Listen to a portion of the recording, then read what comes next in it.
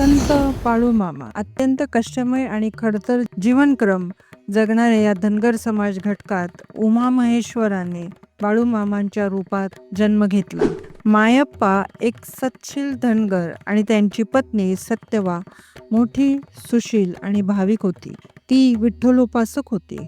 कर्नाटक राज्यात असलेल्या बेळगाव जिल्ह्यातील चिक्कोडी तालुक्यात या धनगर जोडप्याच्या पोटी बाळूमामांचा जन्म झाला. दिनांक 3/10/1892 साली झाला. आमच्या पीस विदिन चॅनलमध्ये आपले खूप खूप स्वागत. बाळूमामा हे इतर 4 चौघांसारखे नव्हते. त्यांचे वागणे सुधरावे म्हणून त्यांना अक्कोळ इथल्या जैन व्यापारी चंदूलाल शेटजी यांच्याकडे चाकरीला ठेवले. शेटजी कुटुंबियांकडून जेवणाचे ताट मिळायचे. बहीण गंगूबाई हिच्याकडे मामा राहू लागले. त्यांचे भाचे बाळूमामांना मामा म्हणत असत. तेव्हापासून ते भाच्यांचे मामा आणि जगाचे बाळूमामा झाले. उन्हाळ्याच्या ऐन दुपारी विहिरीचे पाणी पाजून 2 साधूंना तृप्त केले. साधूंनी बाळूमामांना वाचासिद्धी व कार्यसिद्धीचा आशीर्वाद दिला. बाळूमामांच्या इच्छेविरुद्ध पण आईवडिलांची आज्ञा पाळण्यासाठी बहीण गंगूबाईची मुलगी तिच्याबरोबर त्यांचा विवाह झाला. दोघेही कुळाचाराप्रमाणे मेंढ्या राखू लागले. फिरता संसार सुरू झाला. बकरी चारत असताना "अरे बाळू, तू गुरु करून घे" अशी आकाशवाणी झाली. तेव्हा बाळूमामांनी ठरवले की भुते काढल्याचे पैसे जो कोणी बरोबर सांगेल त्याला मी गुरु करून घेईन. काही दिवसांनी शिवारात फिरत असताना मुळे महाराज भेटले व म्हणाले, "अरे बाळू, भुते काढलेले 120 रुपये मला दे." हे उद्गार ऐकून मामांनी गुरु म्हणून मुळे महाराजांचे पाय धरले. प्रसिद्धीची त्यांना हाव नव्हती. भक्तांच्या भल्यांसाठी कल्याणासाठी प्रसंगानुसार त्यांनी काही चमत्कार घडवले. पंचमहाभूतांवर त्यांची सत्ता होती. कानडी व मराठी ग्रामीण बोलीभाषेत ते सर्वांना न्याय, नीती, धर्मचरणाचा आदेश करीत असत. ऊन, वारा, पाऊस किंवा थंडी असो, बकरांसवे शिवारातच त्यांचा मुक्काम असे. आदमापूर येथे सद्गुरू संत बाळूमामा यांच्या समाधी मंदिराचे दक्षिणाभिमुख सुरेख कोरीव दगडी महाद्वार आहे. बाळूमामांचा मार्मिकपणे परिचय करून देणाऱ्या ठसठशीत ओव्या तिथे लिहिल्या आहेत. पूर्ण आकाराची बाळूमामांची प्रसन्न मूर्ती आहे. बाळूमामांच्या उजव्या हाताला मामांचे सद्गुरू परमहंस मुळे महाराज गारगोटी यांची मूर्ती आहे. मामांच्या डावीकडे श्री विठ्ठल रखुमाईच्या सुंदर मूर्ती असून शेजारी श्री हालसिद्धनाथांची प्रतिमा आहे. गाभाऱ्यात मामांच्या देहावर बांधलेली समाधी आहे. त्यावर पादुका आहेत. जवळ खडावाही पुजलेल्या आहेत. समाधीच्या दोन्ही बाजूस फणा काढलेल्या नागांच्या प्रतिकृती आहेत. गाभाऱ्यात दक्षिण बाजूस मामांच्या निद्रेचा पलंग आहे. सभामंडपात उजव्या बाजूस मामा उपयोगात आणत असलेल्या वस्तूंचा संग्रह प्रदर्शनार्थ ठेवलेला आहे.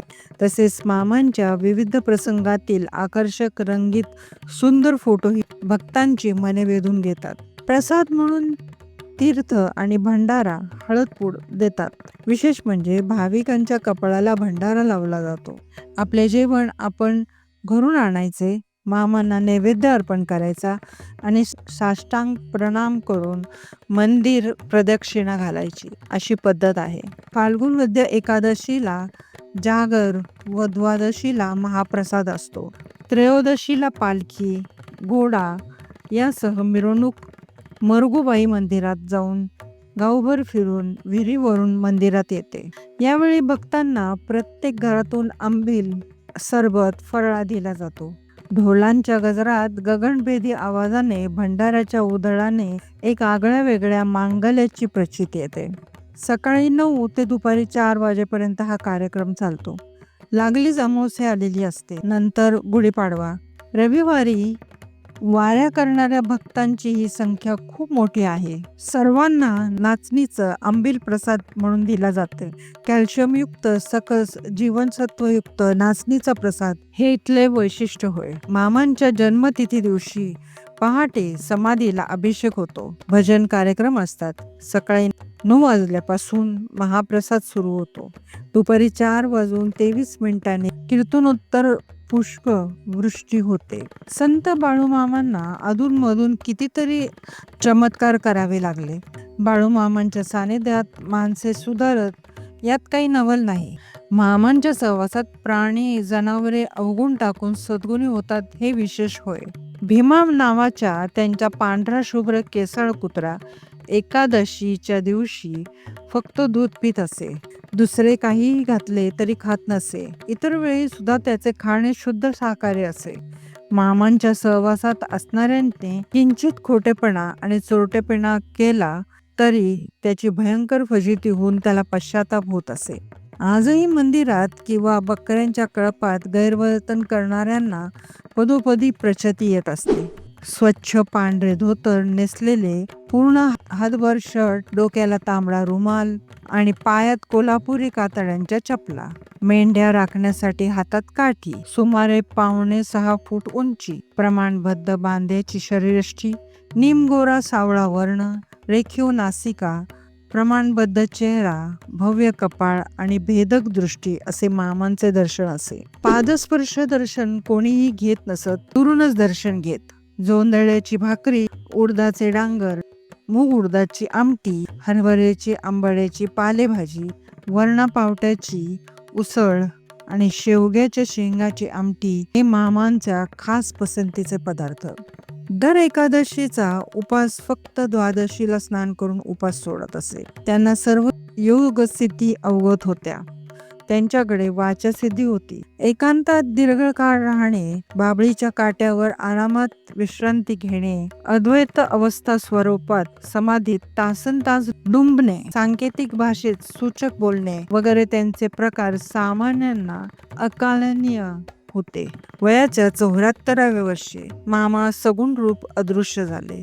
समाधीपूर्वी 1-2 वर्ष सूचक शब्दांनी मामा कल्पना देत होते. श्रावण वद्य चतुर्थी शके 1888 म्हणजे 4 सप्टेंबर 1966 रोजी मामा सगुण रूप सोडून निजधामाला गेले. मित्रांनो, ही माहिती तुम्हाला कशी वाटली हे आम्हाला कमेंट करून नक्की सांगा. व्हिडिओला लाईक, शेअर आणि सबस्क्राईब करायला विसरू नका. धन्यवाद.